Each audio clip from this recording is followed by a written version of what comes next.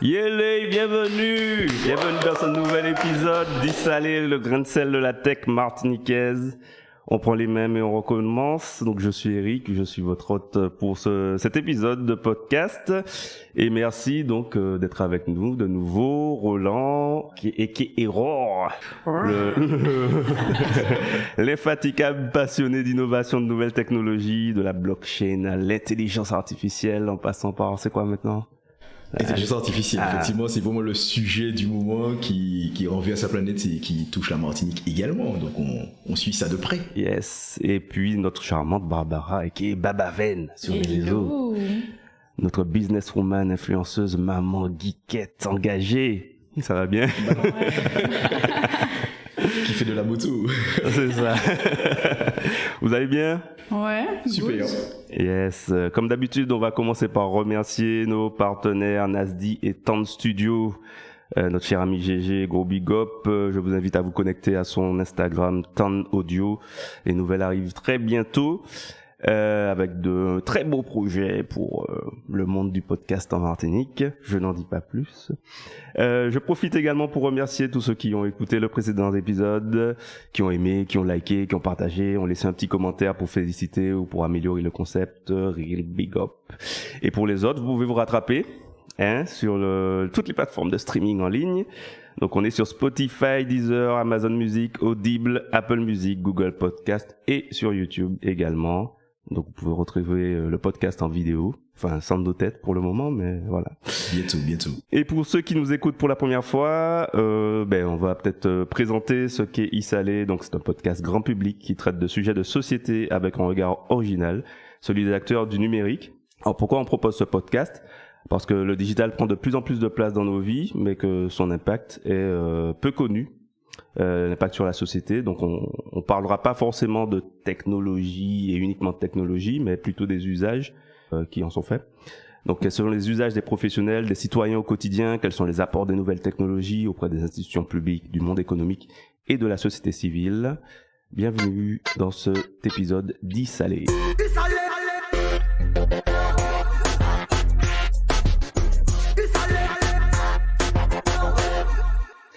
Alors aujourd'hui, nous allons découvrir ensemble l'univers de la construction, aussi appelé BTP pour bâtiments et travaux publics. Donc le BTP regroupe la construction, la rénovation, la maintenance, l'aménagement des bâtiments, des infrastructures et des ouvrages publics. Cela inclut les travaux liés aux infrastructures telles que les routes, les ponts, les tunnels, les réseaux d'eau, d'assainissement, les ouvrages d'art. Donc en termes de métiers, on y retrouve les maçons, les charpentiers, les électriciens, les plombiers, les chauffagistes, les architectes, les ingénieurs, les conducteurs de travaux, les géomètres, les techniciens de maintenance, etc. Énormément de métiers dans ce secteur d'activité. Et puis on dit souvent que quand le BTP va, tout va. Et pourquoi on dit ça ? Parce qu'effectivement, c'est un secteur clé de l'économie. Il génère de nombreux emplois directs et indirects. D'ailleurs, dans l'économie française, ce secteur comptait près de 10% des entreprises créées en 2020. Un chiffre d'affaires de 150 milliards d'euros en 2021 avec des mastodontes qui trustent complètement le marché. Donc Vinci, 58 milliards d'euros de chiffre d'affaires en 2021, Bouygues 45 milliards d'euros en 2021 et Eiffage 22 milliards d'euros. Alors ces trois-là, rien qu'à eux, ils vampirisent le marché avec 125 milliards à 3 sur les 150 milliards. Donc c'est assez énorme, ils laissent pas grand-chose pour les autres. En Martinique, en revanche, c'est un secteur qui est en difficulté, on va dire, depuis une bonne quinzaine d'années. Secteur qui n'a pas réussi à se refaire une santé depuis la crise de 2007. Donc en Martinique, le BTP ne va pas. On peut en déduire du coup que la situation économique locale ne se porte pas au meilleur. Mais peut-être que quelques troublions vont changer la donne et rénover ce secteur pour offrir à la Martinique des infrastructures à haut niveau et dans les meilleures conditions de performance. Donc Barbara, Roland, est-ce que ça vous parle, le secteur du BTP ? Qu'est-ce que... Il y a de l'argent. Je veux bien savoir si c'est vrai. Est-ce que quand le BTP va, est-ce que ça va l'économie va. On va peut-être poser la question à notre invité tout à l'heure. Mais c'est vrai que c'est un secteur qu'on connaît pas forcément, à part peut-être des proches ou de la famille qui y travaillent. Exactement, clairement. Moi, j'ai découvert ce secteur et ce domaine cette année. On est en fait en pleine rénovation des locaux de Nasdi. Ça fait 1 an et demi que ça dure. Et j'ai découvert effectivement plein de domaines qui m'étaient inconnus jusqu'à présent et avec pas mal de bémols en fait que je peux souligner justement. Le premier c'est ça, c'est vraiment la digitalisation des processus. Il y a beaucoup en fait d'artisans, de corps de métier autour du BTP en fait qui ne sont pas numérisés. Mais vraiment, c'est-à-dire que soit en fait on est en mode papier avec en fait des bons de commande en fait qui sont écrits, ou bien des documents Excel. Donc déjà la première chose, il y a vraiment un enjeu de digitalisation en fait des processus pour utiliser les carreleurs, pour les artisans qui viennent en fait faire de la rénovation.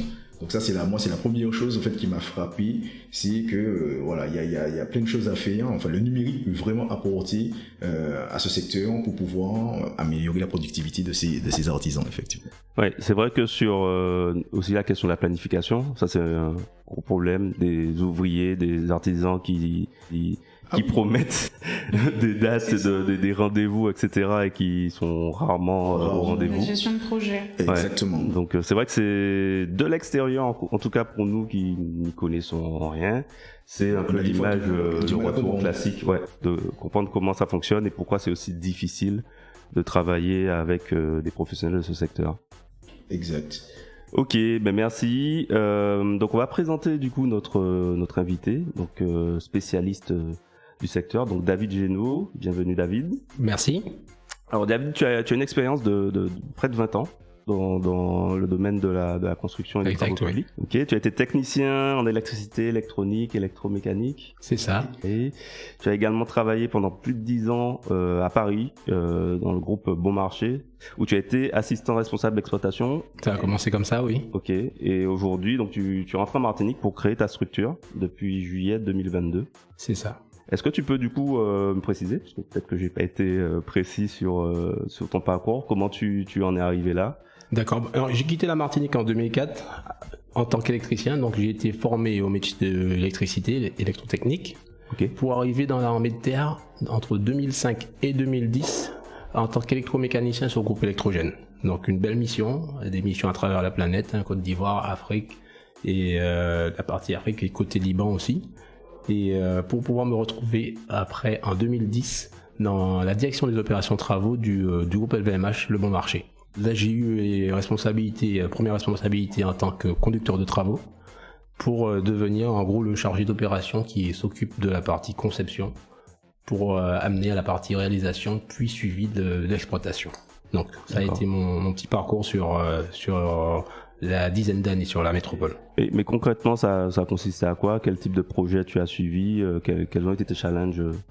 J'ai eu la chance d'accompagner toute une flopée d'architectes de différents horizons pour rénover le plus beau bâtiment du monde. Donc le Bon Marché, c'est le premier grand magasin de la planète et j'ai eu la chance de participer à tous les projets fantastiques pendant cette dizaine d'années. Ok, donc aujourd'hui, suite à ça, tu rentres en Martinique. Qu'est-ce qui t'amène à rentrer en Martinique? Et pourquoi ce choix également d'avoir quitté le Bon Marché? La Martinique, j'ai pas arrêté d'y penser depuis le décembre 2004 quand j'avais pris l'avion. Mon expérience avec l'armée de terre, c'était une belle expérience à vivre. J'étais toujours connecté avec ma Martinique et je me suis juré, de repartir sur mon île 10 ans après mon contrat militaire. Donc 2005-2010, donc 2010-2020. Ça a sonné pour moi comme le son du retour et surtout avec la période Covid que nous avons subie. Ça a été vraiment le déclic à se dire, il est temps pour moi de retourner chez moi. Ok, très bien, félicitations. Mais du coup, qu'est-ce qui te fait dire, enfin, qu'est-ce que tu penses pouvoir apporter quand tu pars à ce moment-là? Qu'est-ce que tu penses pouvoir apporter au territoire? J'ai l'ambition de ramener ma pierre à l'édifice. S'il y a quelque chose qui m'a choqué en arrivant, ça a été les premiers rendez-vous que j'avais fait, c'était fais attention, t'es vraiment professionnel dans ce que tu fais, mais ici tu seras confronté au IBKS. BKS, je ne savais pas c'était quoi le Ibon Consa, hein, j'ai compris. Et je suis maintenant le chasseur du Ibon Consa. Il n'y a pas de Ibon Consa pour nous.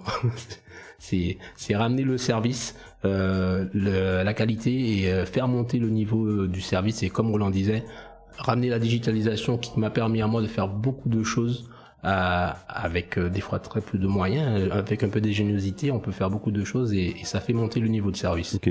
Tu as travaillé du coup sur un monument historique, un bâtiment classé. Qu'est-ce que, en termes d'exigence, qu'est-ce que ça t'a amené?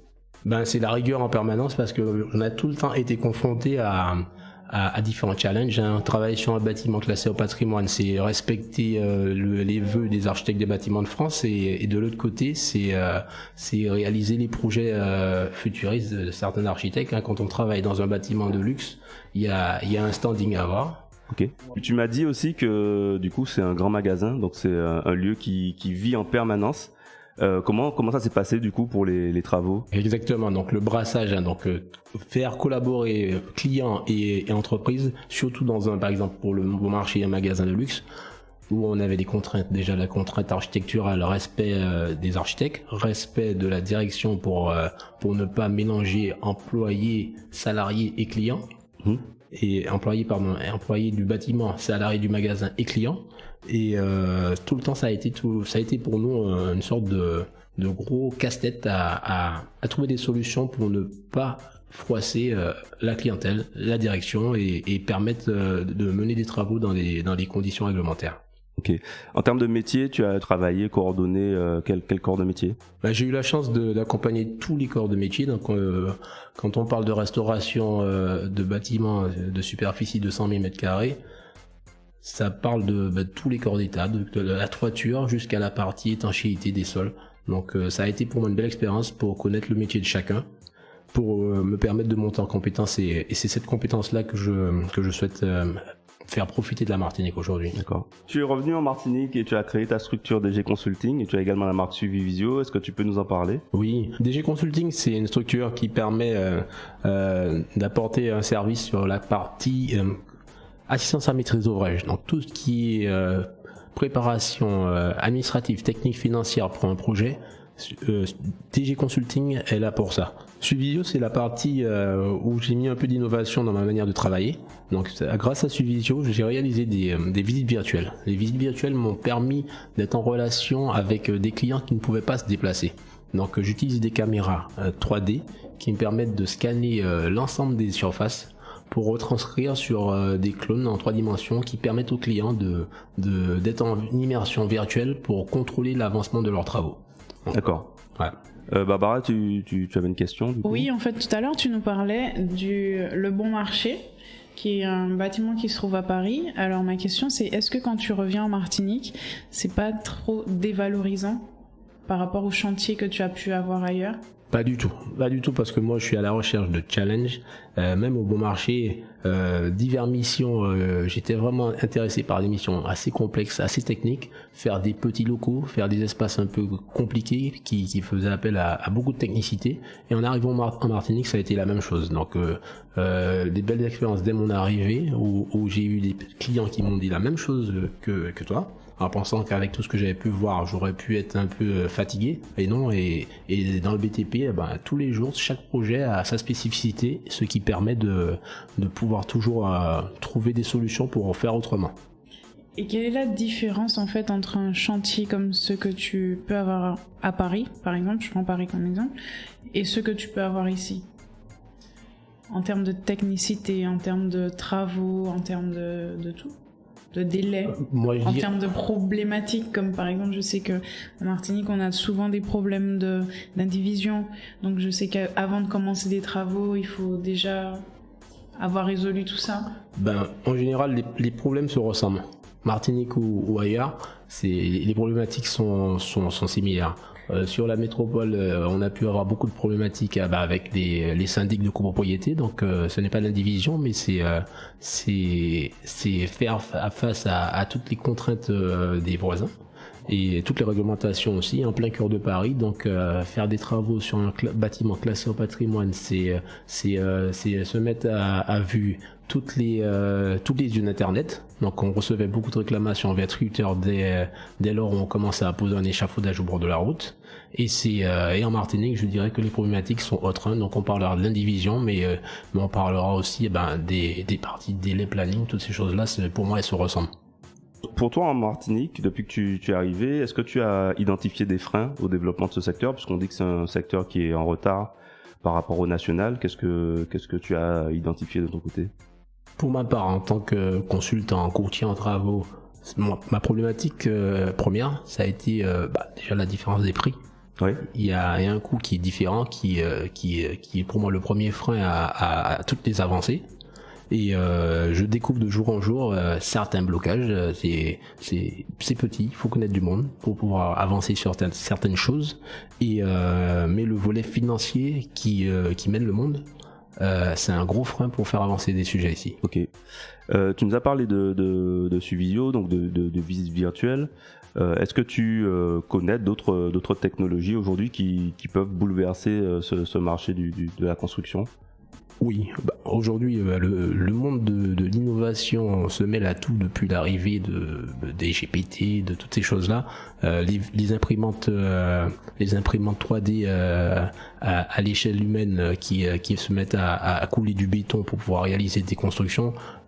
Aujourd'hui, on commence à comprendre que l'innovation est sans fin et elle se mêle à tout aujourd'hui.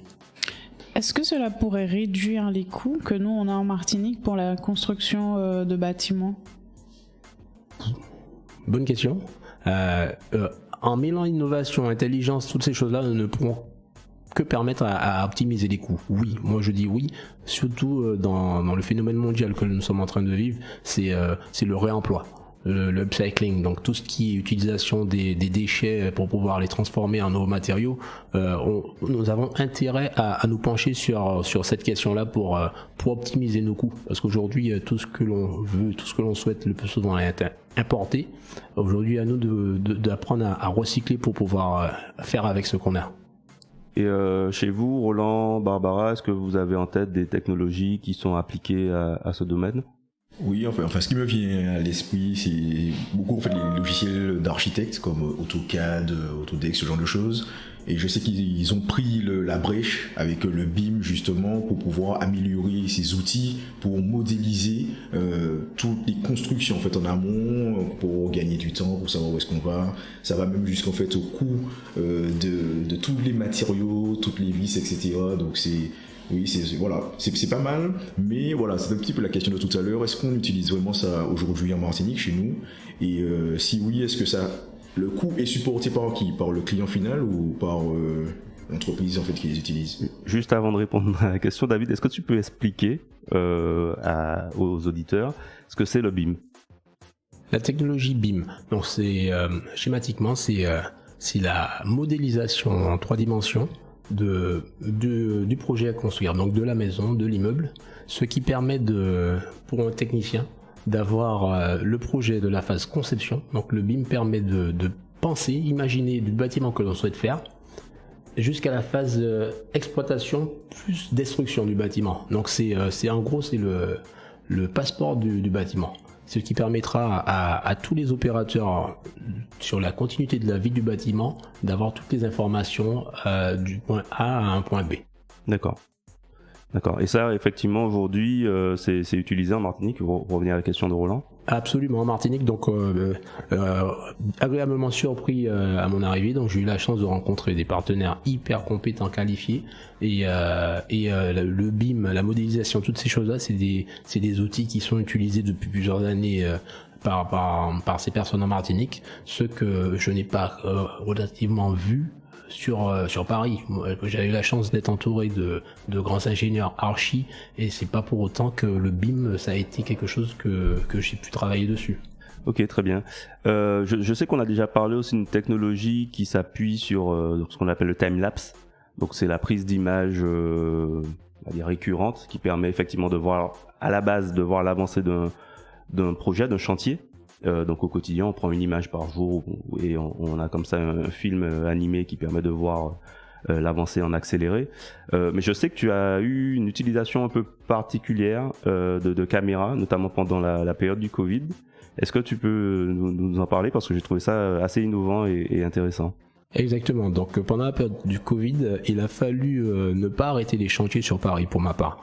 Et l'utilisation de la technologie time-lapse couplée à l'intelligence artificielle m'a permis de monter un dossier pour les organismes de santé pour prouver que j'arrivais à respecter des zones de travail pour les ouvriers, contrôler qui avait son masque ou pas, grâce à l'IA.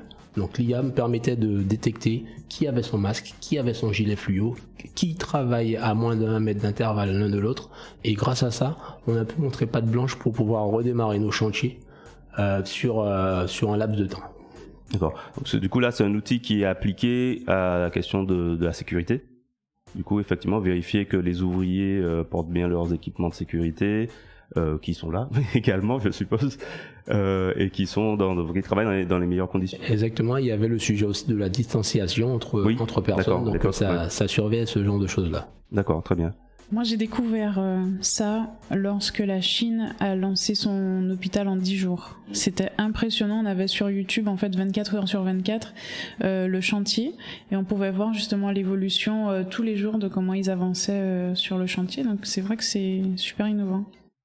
Ok. Et puis ça permet de valoriser du coup les travaux en fait. Il y avait deux volets. Il y avait le volet marketing où ça a permis d'avoir une plaquette commerciale pour déjà montrer la technicité des ouvriers, mais aussi il y avait le côté technique pour ma part. Donc je n'avais pas à me déplacer pour contrôler si l'agent était là le matin à 6h du matin ou le chantier était fermé le soir. Donc c'est des choses qui permettent une supervision à distance. Mais moi j'ai une question, parce qu'en fait on parle effectivement d'innovation, et quand on regarde un peu ce dont on parle d'innovations qui vont servir surtout des grosses constructions de bâtiments qui vont être dédiés aux services publics, aux entreprises, etc. Mais en fait, qu'en est-il pour les constructions de particuliers ? Est-ce qu'il y a des technologies qui peuvent effectivement être plus adaptées ? Je ne sais pas si Roland, Eric, vous pensez à quelque chose qui peut être plus adapté à des particuliers. Qu'est-ce qu'on utilise pour les particuliers ? Est-ce que c'est différent ? Est-ce qu'on a ces besoins-là ?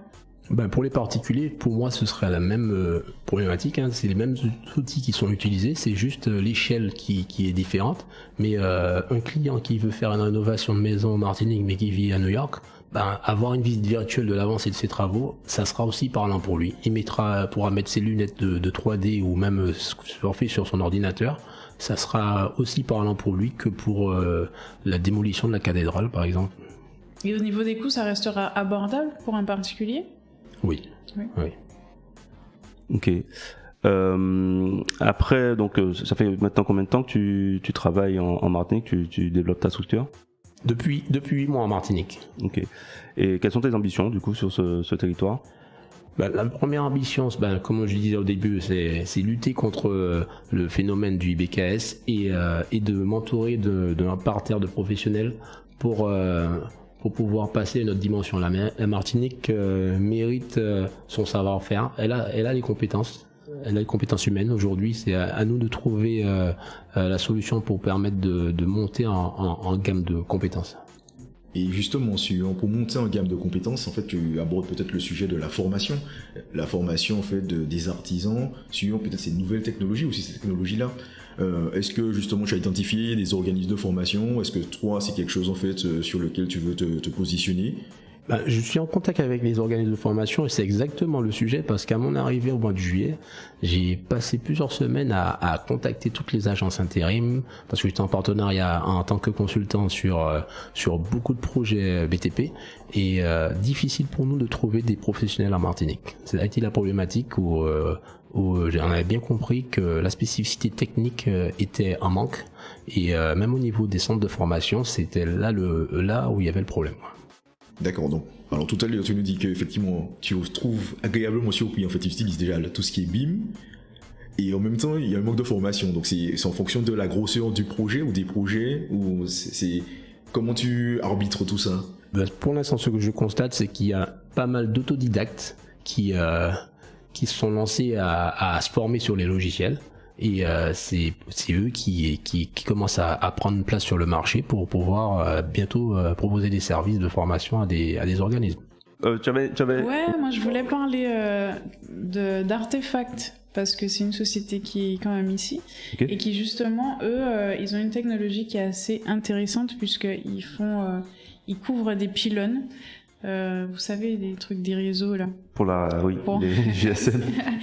Ouais, eux ils font en fait, grâce à la 3D, ils font des pylônes, donc ils peuvent faire des œuvres assez ils peuvent faire des pylônes assez artistiques, et qui permet en fait de réduire l'anxiété des gens qui se disent voilà, j'ai un pylône téléphonique près de chez moi, ça m'envoie des ondes, nanana.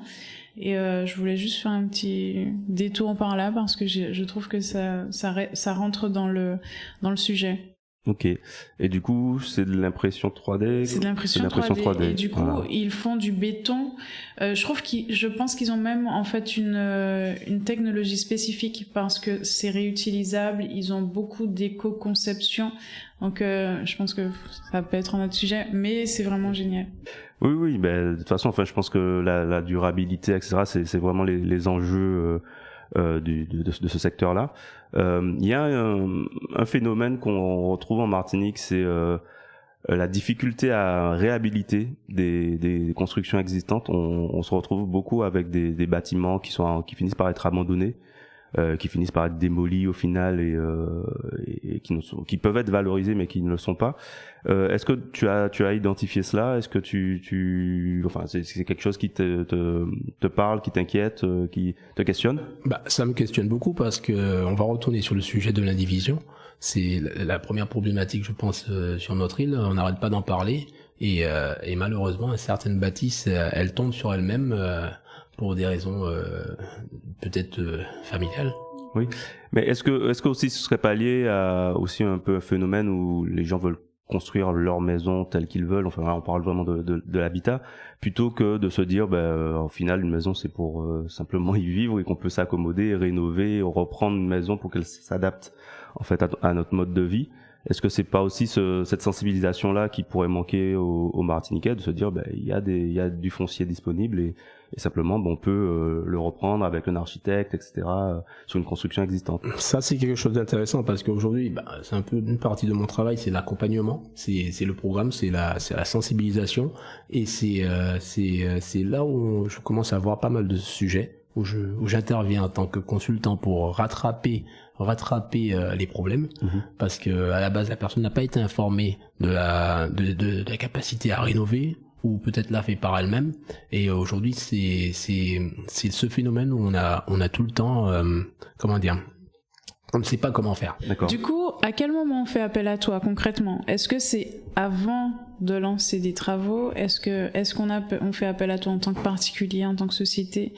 Est-ce que c'est après? Est-ce que c'est une fois qu'on est en train de, comme Roland, en train de galérer avec ses ouvriers? À quel moment on fait appel à toi? J'ai la chance de pouvoir répondre aux différentes demandes. En temps normal, en toute logique, il faudrait faire appel en amont ça commencerait à la base par un architecte, mais le plus souvent, les personnes qui sont dans la difficulté pour avancer dans leurs travaux, elles ne peuvent plus repasser par un architecte, peut-être qu'elles le font avec leurs propres moyens et qu'ils ne peuvent pas permettre d'avoir un architecte, et moi j'interviens sur la partie conseil, qui après peut déboucher sur un accompagnement de mise en relation avec des partenaires pour avancer. Donc j'interviens que ce soit en amont, pendant ou pour rattraper un chantier à l'arrêt. Ok, merci David. Alors on poursuit avec une nouvelle séquence, mais tu restes avec nous. On va passer à l'actu.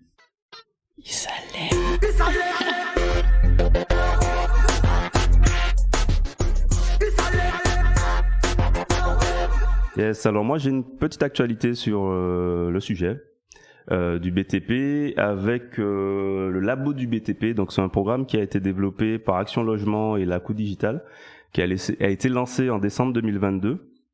Donc c'est un programme d'accompagnement des entreprises du BTP dans leur digitalisation, et donc il y a eu 12 entreprises qui ont été sélectionnées pour participer à ce programme d'accompagnement qui est gratuit, donc financé notamment par Action Logement. Il me semble qu'il y a également un financement de la préfecture derrière, mais en tout cas c'est gratuit pour ces entreprises-là et elles vont bénéficier d'un accompagnement sur 12 mois.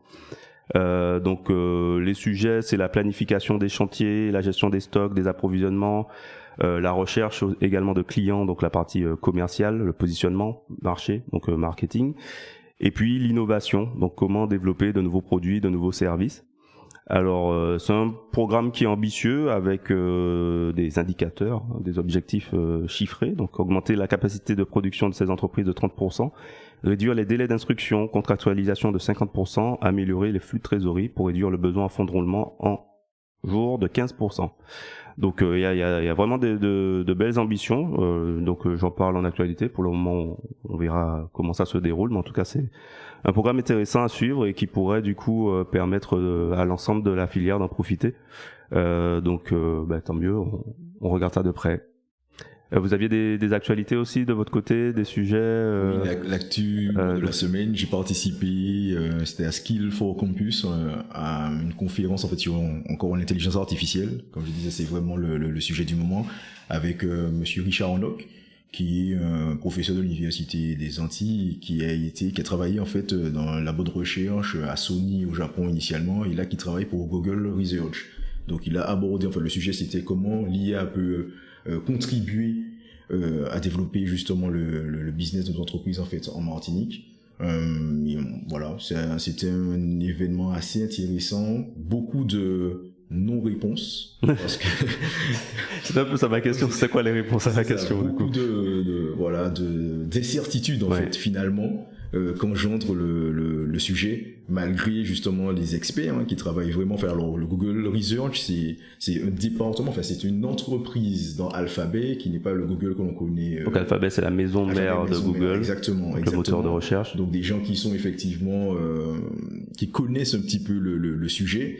Et malgré tout, on était un peu sur notre faim parce que beaucoup d'incertitudes et que apparemment eux-mêmes en interne ne savent pas forcément en fait où vers quoi nous allons. Ça s'adresse à quel public?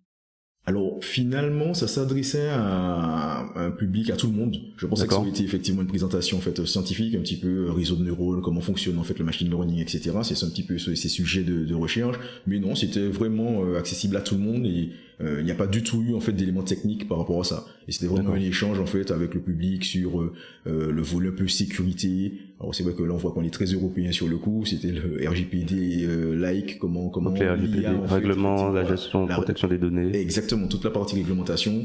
Donc c'était des échanges surtout autour de ça. Donc voilà, ouvert au grand public, mais beaucoup d'incertitudes. Donc on va suivre le sujet et cette actualité IA en fait avec justement pour les novices qui ne connaissent peut-être pas ce dont on parle, donc l'intelligence artificielle. Est-ce qu'ils ont du coup comment ils l'ont présenté? Ils l'ont présenté avec pour vulgariser avec effectivement tout ce qui est ChatGPT pour OpenAI ou bien pour Brad, qui sont à présent en fait c'est vraiment le côté en fait conversationnel. Donc c'est exactement des robots qui permettent de répondre à des questions d'ordre général, n'importe quel sujet. Tout à fait. De façon automatisée. D'accord. Donc c'était vraiment axé sur les chats. Donc exactement, le modèle conversationnel. Ok, du coup merci pour cette actu, Roland. On va passer effectivement au Dessaléo avec Barbara.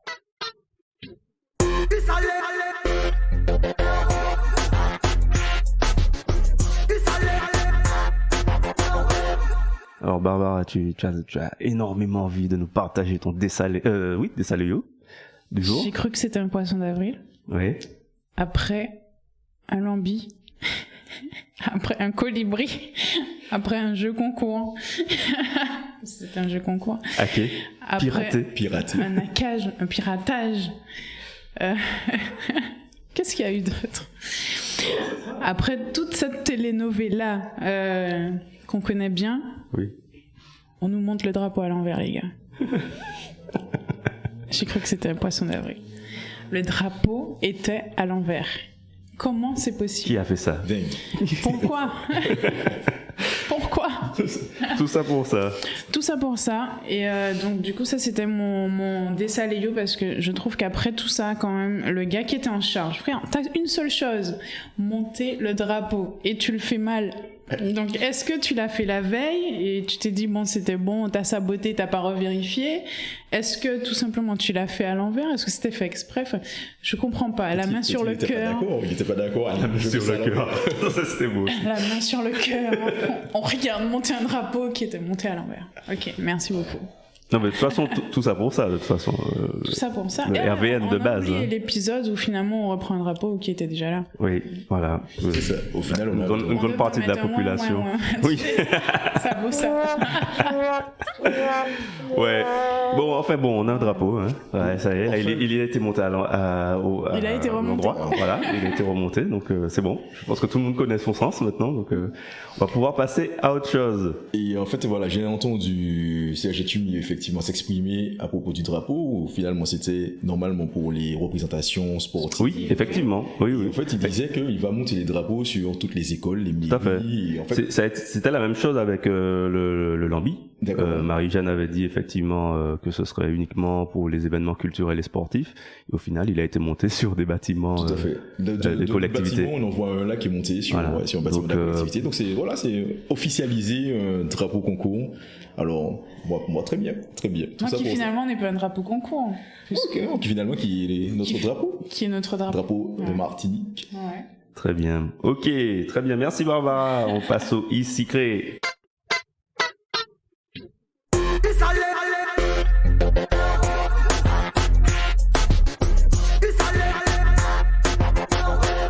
Donc le e-secret, le coup de cœur du jour. Coup de cœur, e-secret pour moi c'est toujours le volet un peu formation autour des métiers scientifiques. Vous avez entendu, voilà, il y a l'INSA qui arrive en Martinique, qui est une école d'ingénieurs, et donc Eric connaît bien puisqu'il a été en fait effectivement à l'INSA. C'est l'une des meilleures écoles d'ingénieurs en fait de France. INSA Lyon, je crois, est classé 4e en fait selon certains rapports à ce niveau-là. Donc en fait, on aura une formation parlée de qualité tout à l'heure. Ça me touche personnellement parce que voilà, on voit nos jeunes, nos stagiaires, nos apprentis, et des fois on a envie de les secouer, on a envie que voilà, qu'ils soient mieux formés. Donc je suis super content en fait que cette école d'ingénieurs arrive en Martinique pour former nos jeunes et faire en fait effectivement l'élite de demain de la Martinique. Merci. Donc effectivement, c'est le gros avantage de l'INSA, c'est que c'est une école publique. Donc en termes de frais de scolarité, elle est totalement accessible. C'est aussi une école qui se bat pour la diversité. Moi, je sais qu'en tout cas, quand j'ai fait mes études à Lyon, il y avait des filières spécifiques pour intégrer, notamment les étudiants d'outre-mer ou les étudiants étrangers. Et puis aussi, c'est une école post-bac.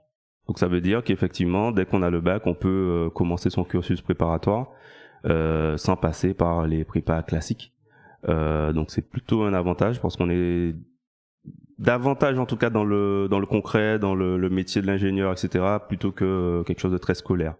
Donc moi j'ai beaucoup apprécié mon parcours à l'INSA, donc très content également que les jeunes Martiniquais, sans se déplacer, puissent en profiter. e-secret. Yes. Finalement, j'ai un petit e-secret aussi. Okay, je voudrais revenir sur cette belle fresque qui a été faite à la rue Garnier-Pagès. Franchement, je tiens à saluer toute l'équipe qui a bossé dessus. D'ailleurs, c'est des personnes qui sont dans le BTP puisqu'ils sont architectes, qui se trouvent au Patio. Et au Patio, il y a un studio d'architecture. Je me rappelle pas le nom malheureusement, mais ils sont très doués et c'est grâce à eux, à la mairie, il y a plein d'autres mondes, mais surtout grâce à eux, que ça a été possible. Et aujourd'hui, on a une très belle rue où on peut faire des photos, où on peut aller tous ces influenceurs, c'est Instagrammable. Instagrammable. Donc voilà, mon petit e-secret, un petit peu plus moins que de l'actualité, mais ça reste dans l'air du moment. Oui. Ok, petit e-secret pour moi, il est un peu classique, mais je veux faire un e-secret pour Internet, le web en général, parce que on est en train de vivre une nouvelle révolution. Nous, on est, enfin, je pense Roland et David, peut-être Barbara est plus jeune. On a vécu le début d'Internet et on était en capacité d'y prendre part. Donc le tout début où on se retrouve avec une manne d'informations, où on découvre le monde à travers de sites Internet. Et puis on a eu également le web 2.0, donc le web participatif, où tout un chacun sans connaissance technique pouvait amener de la connaissance, de la culture, échanger. Donc il y a eu les blogs, les forums, les sites participatifs, les réseaux sociaux qui ont démocratisé l'usage du web. Et puis on est en train de vivre une nouvelle révolution. Alors nous avons du web 3.0 décentralisé avec la blockchain que pas grand monde ne comprend qui est toujours là, qui aujourd'hui en tout cas qui est là mais qui ne fait pas encore la révolution, qui n'a pas encore trouvé d'usage dans le quotidien. Par contre, on vit effectivement avec l'intelligence artificielle et l'avènement on en a parlé tout à l'heure, des robots conversationnels. Quelque chose de vraiment nouveau qui remet encore de la connaissance à la portée de tous. Donc on peut juste en posant une question avoir une réponse précise. Alors ça pose d'autres enjeux, etc. Et effectivement là il y a un certain nombre de personnalités qui demandent une pause dans le développement de ces robots. Ce qui n'est pas possible. Voilà, non, de toute façon, on peut pas stopper comme ça l'innovation.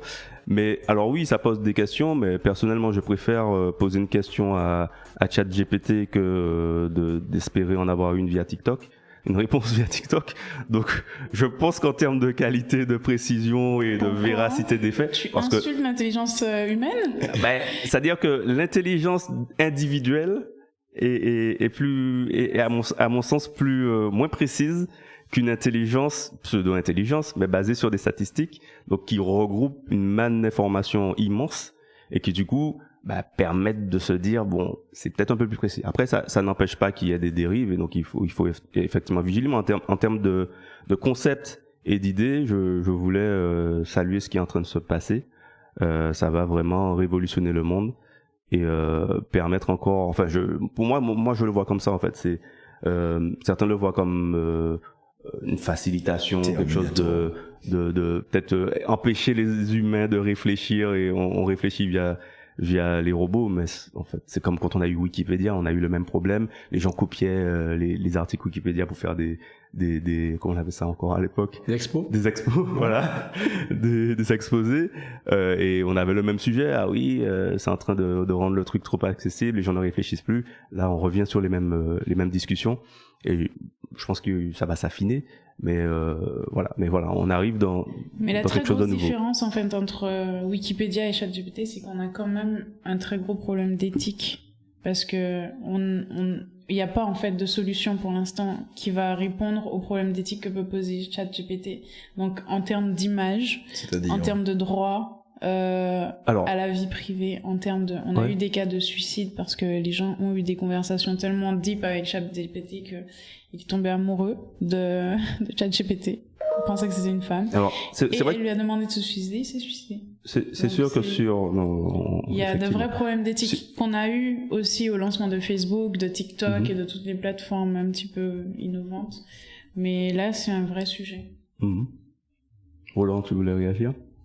Oui, non, enfin, c'est ça, c'est toujours un peu la façon de voir les choses, hein. C'est sûr que ça entraîne des incertitudes.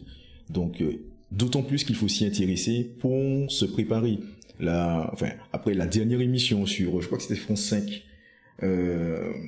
qui disait que, genre, en fait, on n'est pas prêt.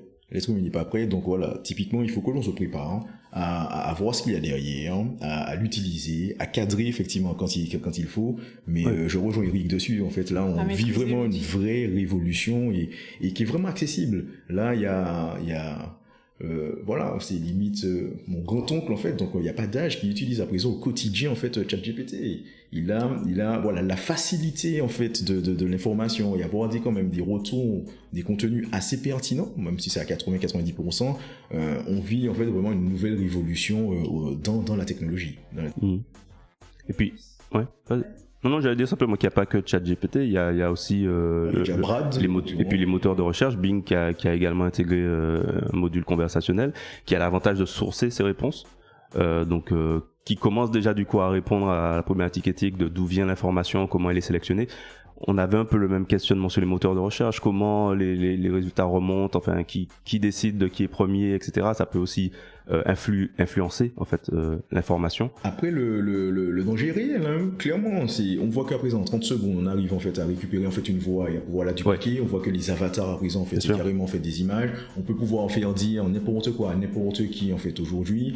On vit en fait tout le volet fake news. On a vu le cas avec les images générées de Trump, Macron, du pape, etc. Exactement. Donc il faudra qu'on soit en fait d'autant plus vigilant. Donc c'est de pousser l'intelligence collective. Par rapport en fait peut-être à l'intelligence en fait artificielle, mais une intelligence collective qui devra effectivement statuer, se positionner et faire en fait que les choses se passent le mieux que possible. Moi, là où j'adore ce genre d'outils, c'est que ça facilite la vie. Moins j'en fais, mieux c'est. Il y a déjà tellement de choses à gérer que moins tu en fais, mieux c'est. Mais pour moi, le seul problème, c'est ça, l'éthique. Ouais. Qu'est-ce qu'on pourra ou on ne pourra pas faire, où est la limite. Et puis aussi, effectivement, comme tu disais, t'as Canva aussi qui maintenant te fait de la créa grâce à l'intelligence Office artificielle. Office aussi, a rajouté le fameux copilot. Oui, pourquoi on va passer 5 heures, 10 heures, 15 heures à chercher quelque chose. Là, tu as une vraie question sur la remise en fait en question des métiers que l'on connaît aujourd'hui. Là, dans la partie même création, on vit vraiment quelque chose où il faut repenser nos métiers d'informaticiens, de créateurs graphiques, etc. De contenu, ouais. Notre valeur ajoutée, ce sera notre expertise. Tout à fait. C'est-à-dire, quelle sera la bonne question que je vais poser, quelle sera la bonne direction même, je dirais, tu vas donner à l'outil pour qu'il te fasse ce que tu veux. La compétence n'est plus sur la rédaction en tant que telle, elle est sur effectivement comment tu vas chercher le contenu, comment tu orientes. Comment tu l'orientes. Et voilà, pour orienter ça, on parle déjà en fait d'un nouveau métier qui s'appelle le prompt engineering, où justement on demande en fait aux personnes d'être qualifiées pour pouvoir bien questionner effectivement en fait l'IA pour avoir les réponses adéquates. Ouais. On devrait faire un podcast entier sur ce sujet. Il est sans fin. Ok, ben merci, on arrive à la fin de cet épisode d'Issalé. David, tu avais un dernier mot à nous dire ou à nos auditeurs? D'abord, vous, merci pour cette invitation. Belle expérience. Et aux auditeurs, allez écouter. N'hésitez pas à partager, commenter. J'attends les retours aussi. Et quels sont tes prochains projets d'ailleurs? Il y a quand même la confidentialité. Oui, il y a des projets. Donc, il y a beaucoup de projets, des projets de grosses transformations, des projets de réhabilitation et beaucoup de rénovation. Beaucoup de rénovation, donc mise en valeur du patrimoine. Ok, super. Donc, on n'arrête pas. Ok, je suppose que tu es très content de ces projets du coup. Ah oui, absolument. Depuis ce retour, ça chôme pas. Ok, super, merci David. Roland, Barbara, un dernier mot de la fin? Yes, les gars, on se retrouve au prochain podcast. Et, avec l'intelligence artificielle au cœur de tout ça. C'est ça. Donc soyez là, à l'écoute. Ok, merci à vous de nous avoir écoutés pour ce nouvel épisode. Donc on reprend le thème, c'était effectivement sur le secteur de la construction et l'impact des nouvelles technologies. Merci à vous. N'hésitez pas effectivement à partager, à vous abonner sur vos différentes plateformes. Et puis, on se retrouve pour un nouvel épisode. N'oubliez pas votre piment comme d'habitude. À bientôt.